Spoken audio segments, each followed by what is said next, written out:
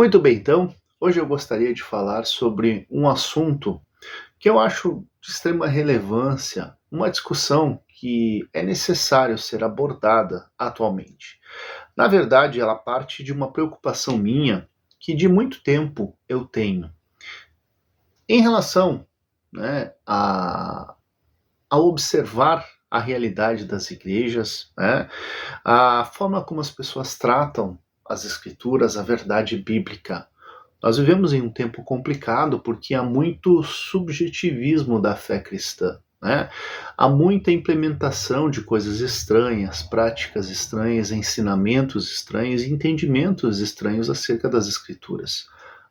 Essas novas gerações, elas estão abandonando cada vez mais a busca por padrões pré-estabelecidos ou referências históricas da forma como devemos crer e viver a fé cristã. Hoje eles estão adotando novas interpretações, novas visões. E o que mais nós temos visto são igrejas para tudo que é lado, né? Alguns comentaristas costumam dizer que hoje nós estamos vivendo uma era da fé, da mercantilização da fé, de modo que você tem igrejas para todos os gostos, para todo tipo de inclinação, você tem uma igreja, né? Eu gosto, né? Eu tenho preferências, inclinações para tais coisas. Então, existe uma igreja, existe um pastor, existe uma teologia que aprova, né? Que me dá respaldo para mim continuar praticando e mesmo assim ser aceito por Deus. É mais ou menos isso que nós vemos hoje. Mas o ponto específico que eu quero falar hoje é justamente sobre uh, como é possível, né? Como é possível estar dentro de uma igreja que está plenamente ativa, né? Plenamente ativa, e mesmo assim estar longe da vontade de Deus. E talvez seja um dos grandes problemas da atualidade. Eu já mencionei isso ensinando a jovens, né, ensinando em estudo para jovens, de que Satanás ele tem uma capacidade muito grande de fazer as pessoas se sentirem ativas, envolvidas na obra de Deus, estando longe de Deus. O que isso significa? Significa que é possível você estar empenhado, ativamente envolvido, cheio de tarefas e afazeres, e estar longe da vontade de Deus. Eu acho que esse é o grande problema atual. Por quê? Porque a fé cristã não se fundamenta naquilo que nós fazemos para Deus. Não que viver a fé cristã não significa fazer alguma coisa para Deus. Não. Tem que explicar isso, porque as pessoas sempre acham que a afirmação de uma coisa é a negação da outra diretamente, mas não necessariamente. Então vamos lá.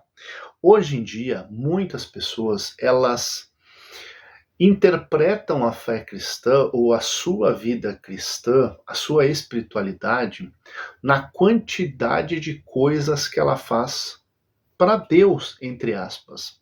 Então, estar envolvido em um ministério, fazendo coisas, estar em movimento, em ação, então a pessoa entende que ela está vivendo a fé cristã, ela está, então, fazendo parte da igreja, né, o corpo imaterial de Cristo, e ela está salva.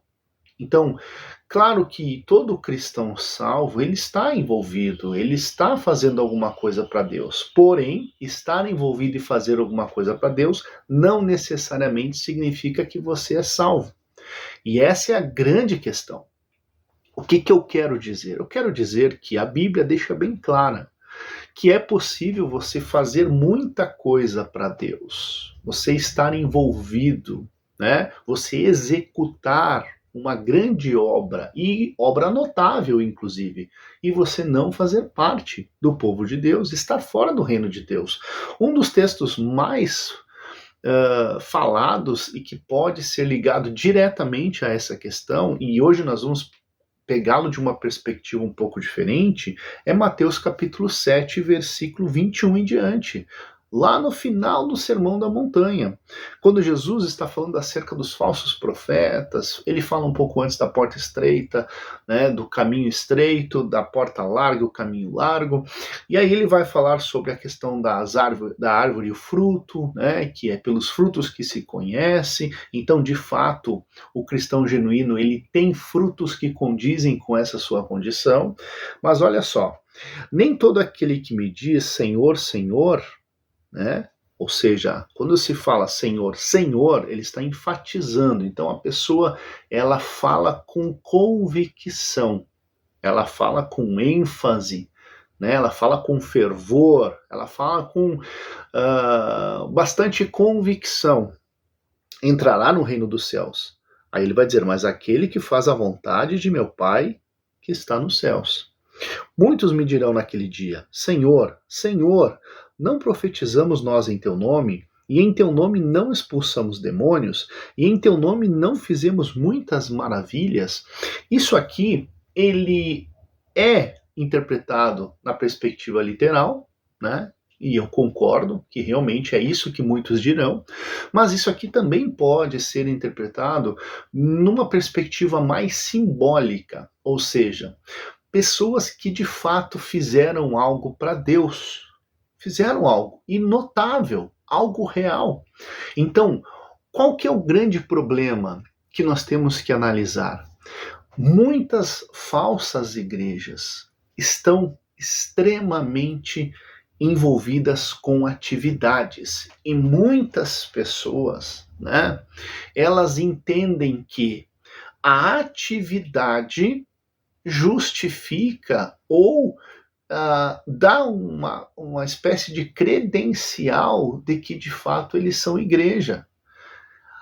Eu sempre enfatizo, sempre, já fui muito mal interpretado por causa disso, de que a igreja precisa ser uma igreja bíblica e que em todos os aspectos em que a igreja se afasta da doutrina bíblica, essa igreja ela perde a sua legitimidade de ser igreja e ela deixa de ser igreja.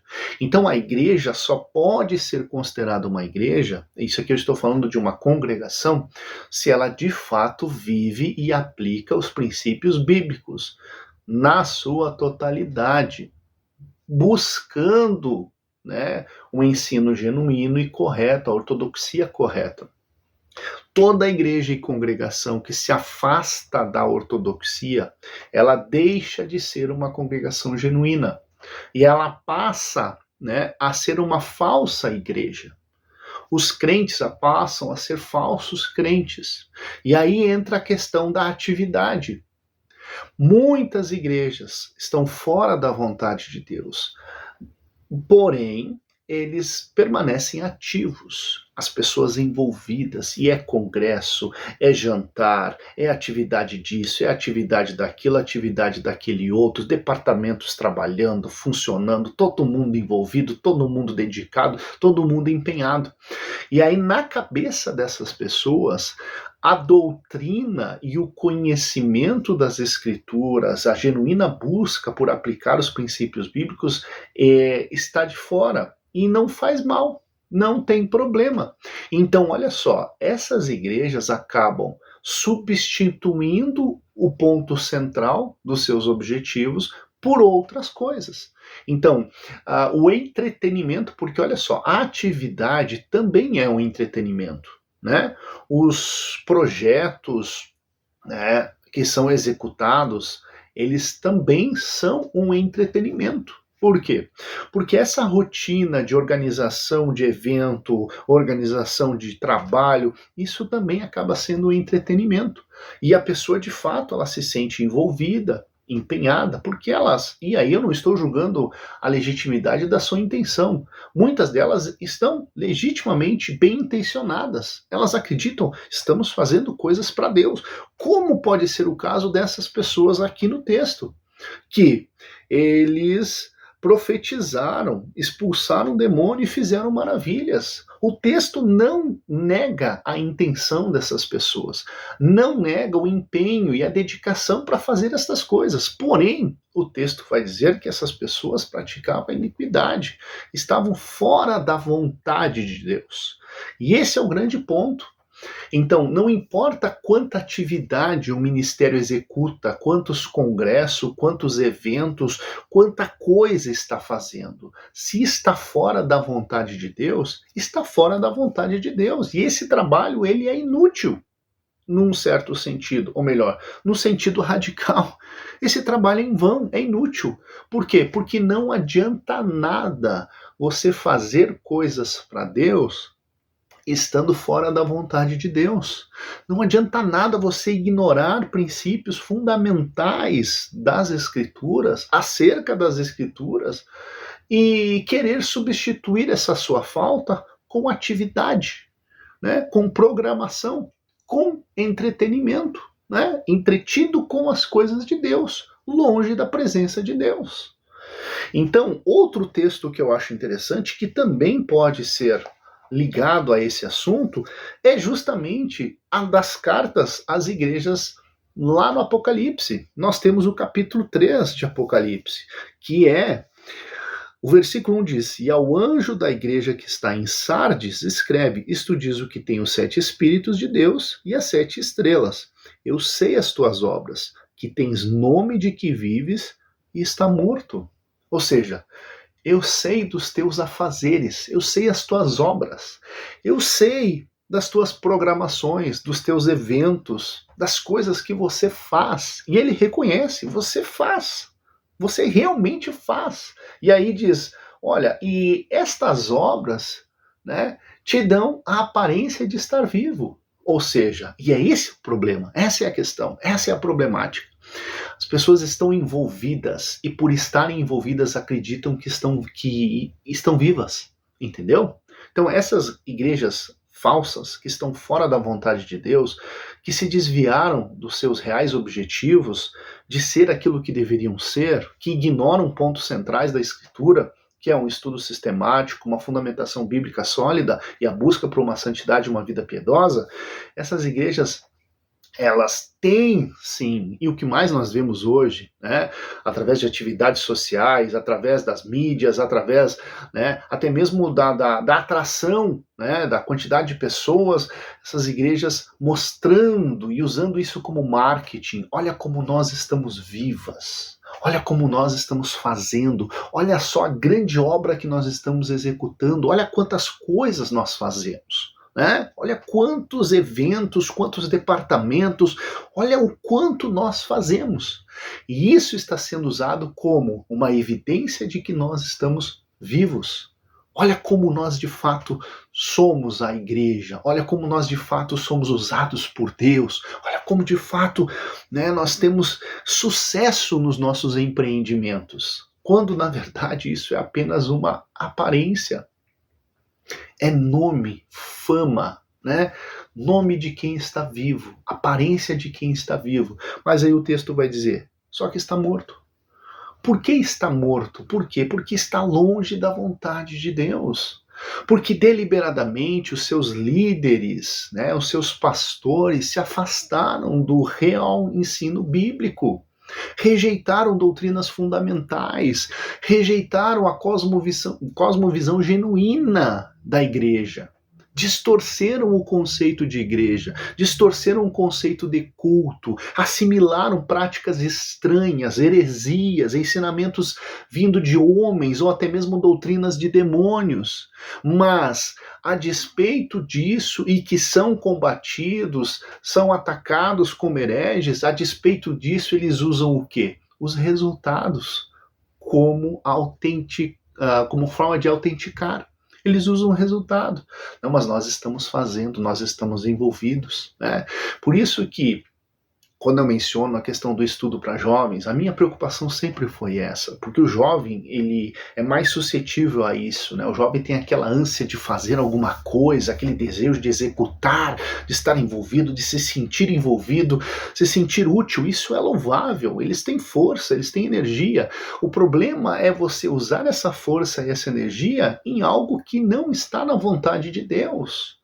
É você se envolver com um ministério que está longe da vontade de Deus. E aí não importa o quanto você trabalhe, o quanto você se esforce, é cansaço, é fadiga, é correr após o vento, como diz o próprio Antigo Testamento.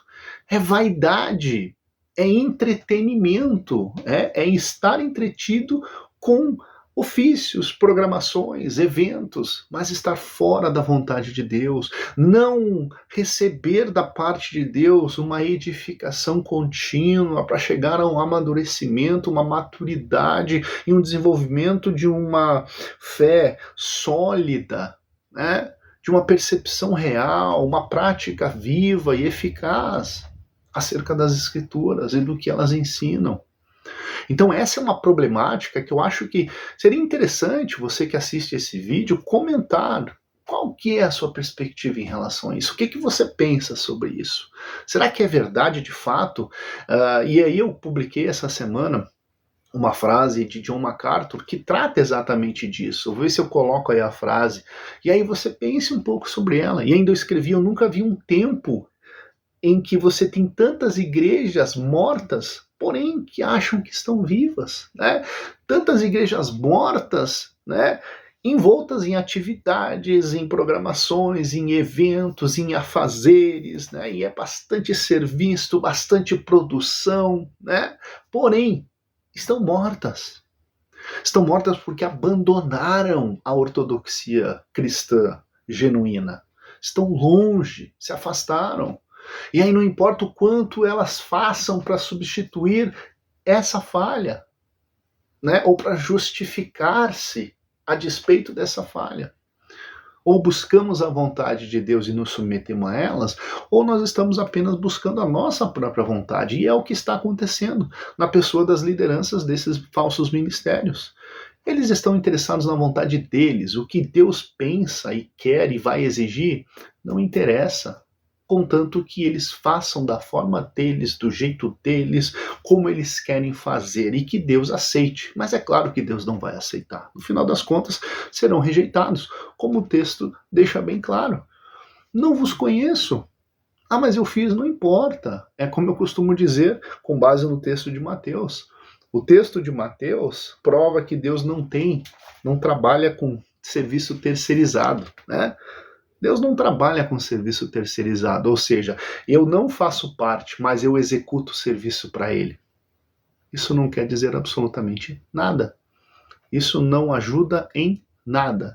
Deus trabalha com filhos, filhos genuínos, que são disciplinados, corrigidos e instruídos por Ele. Todos aqueles que saem dessa condição, por mais que executem bastante, façam bastante, isso não representa absolutamente nada. Deus abençoe.